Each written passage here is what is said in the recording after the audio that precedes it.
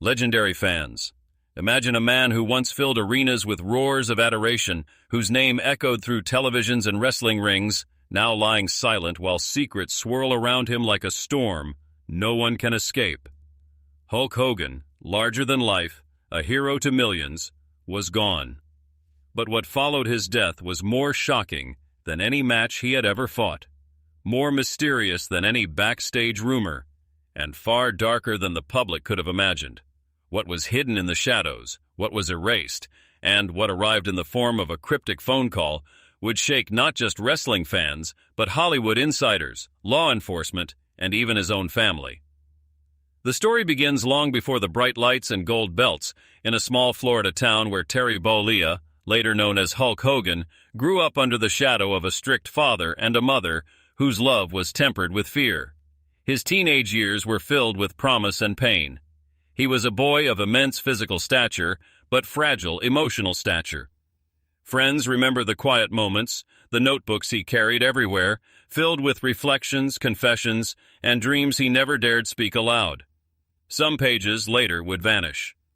And those missing pages would later become central to the questions no one wanted answered.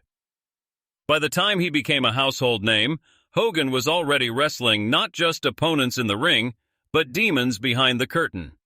Addiction, relationships fractured by fame, and a near-obsessive drive to control the public persona all haunted him. Behind the cameras, he confided in only a few trusted people: agents, bodyguards, and occasionally Hollywood friends like Sylvester Stallone, who admired his physical dedication, and Arnold Schwarzenegger, who once warned him in private that the price of fame is often hidden until it is too late. Hogan laughed those warnings off publicly, but private recordings capture, and in hotel rooms and backstage conversations revealed a different truth. He worried constantly about enemies who might use the press, the law, and the industry against him. The tragedy began, many say, not with a ring injury or public scandal, but with a single cryptic phone call received late one night. A voice, deep and unfamiliar, left a message that made him tremble. He tried to brush it off, but the caller referenced things only he and a very small circle of people knew. Journal entries that were never published, private conversations with Hollywood directors, and legal documents that had mysteriously disappeared. In the recordings, Hogan later confided to his inner circle that he believed someone had been watching him for months, noting his routines, his vulnerabilities, and even his family's movements. Those closest to him say that, in the last year of his life, Hogan became increasingly isolated.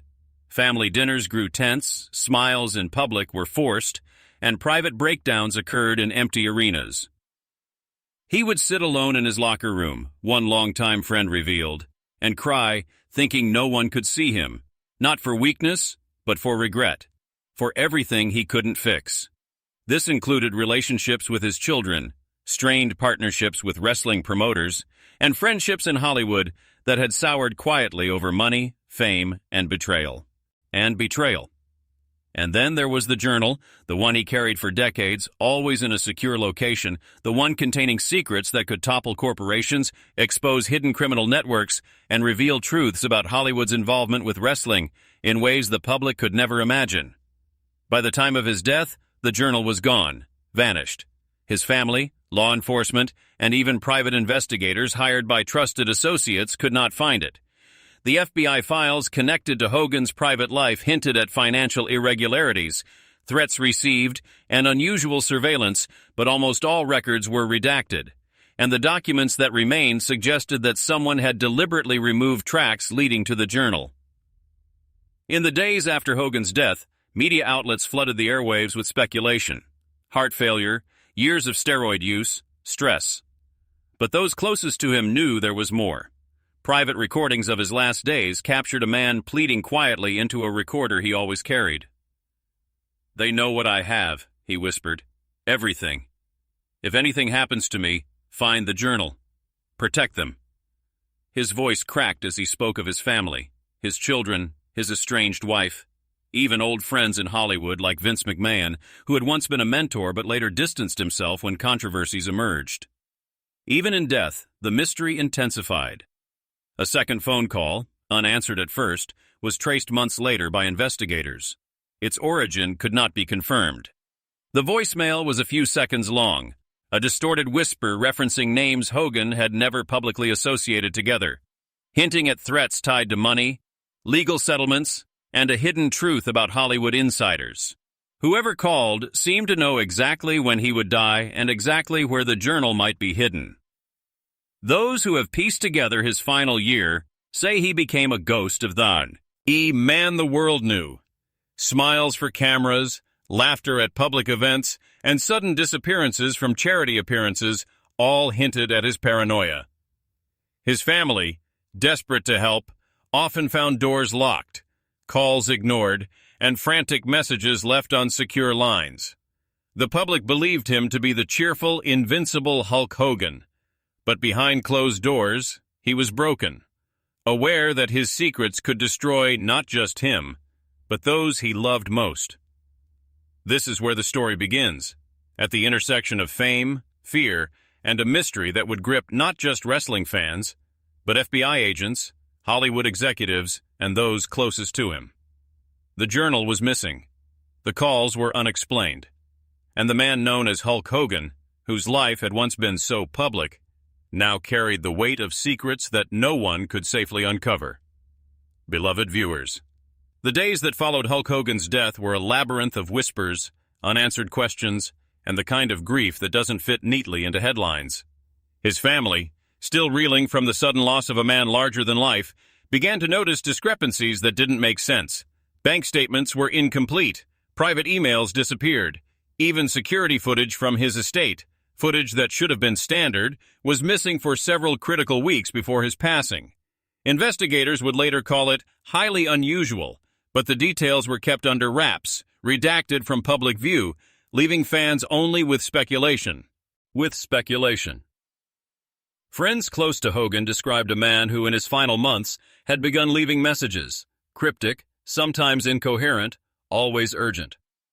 One longtime bodyguard recalled a chilling moment. I went to check on him one evening. He had scribbled addresses and phone numbers all over the walls of his office. He said, "If anything happens to me, they need to know.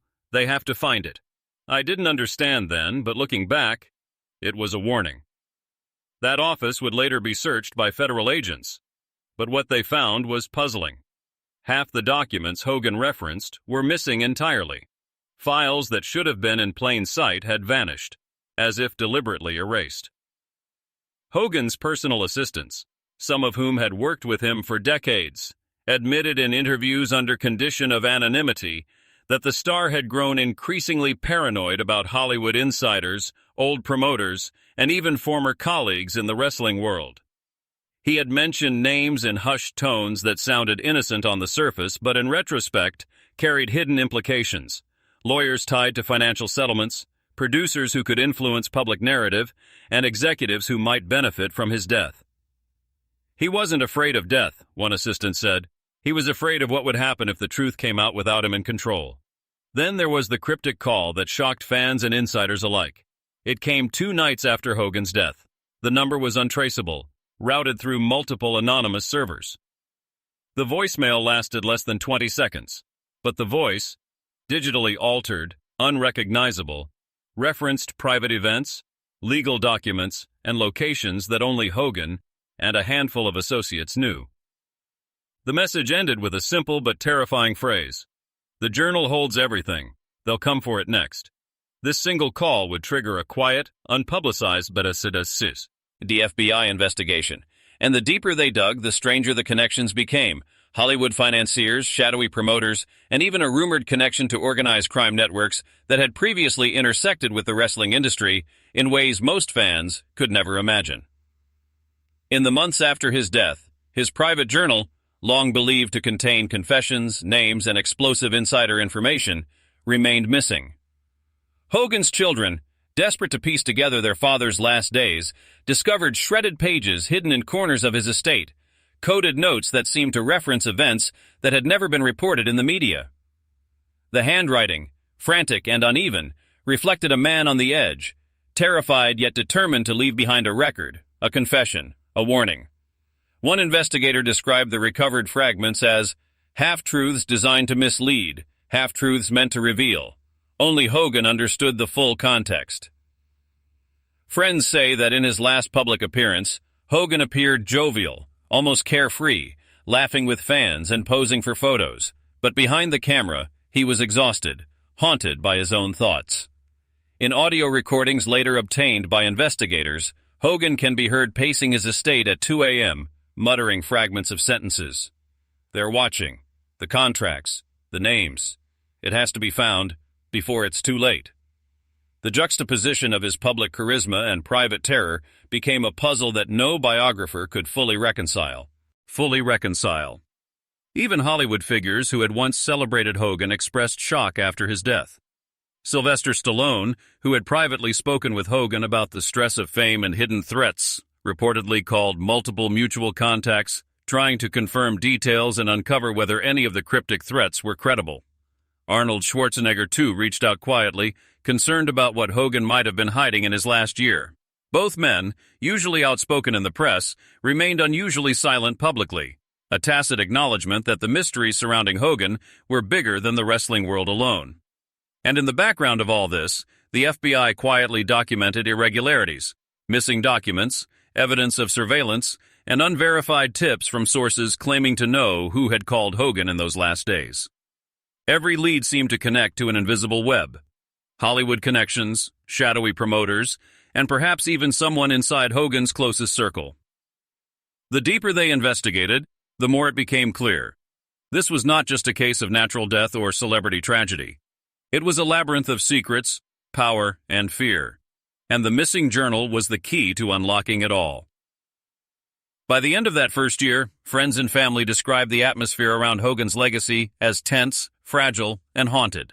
Every phone ring, every unexpected visitor, every unexplained delay in communication seemed to echo the final warnings Hogan had whispered to himself and to those closest to him. And yet, despite the investigation, despite the cryptic calls, and despite the public fascination, the world had only glimpsed the surface of what Hogan feared most. The truth behind the fame, the hidden betrayals, and the secrets that could topple empires long after his death. Respected viewers, as the investigation deepened, the layers surrounding Hulk Hogan's final anniversaire began to feel less like biography and more like a thriller, one written in fragments, coded messages, and hushed conversations that no camera had ever captured. The more the FBI and private investigators looked, the more they realized the network of secrecy surrounding him stretched far beyond wrestling. There were financial dealings in Hollywood, unexplained transfers of money to unknown entities, and cryptic communications with figures who had previously been considered untouchable. Every discovery only amplified the questions. Who had the journal? Why was it missing? And how much of Hogan's death was truly natural? Hogan's family lived in a state of quiet panic. His eldest daughter, Brooke, revealed in a confidential interview that for weeks after his death, they received strange letters and unsigned threats that seemed directly connected to the journal. It was as if someone knew what we knew, or what we didn't know, she whispered. At night, she would sit beside her mother, revisiting old photographs, reading old letters, and wondering which parts of her father's private life the public would never see. The pain was not only grief, it was the heavy weight of uncertainty, of secrets dangling just out of reach, like a rope fraying under the tension of silence. Tension of silence,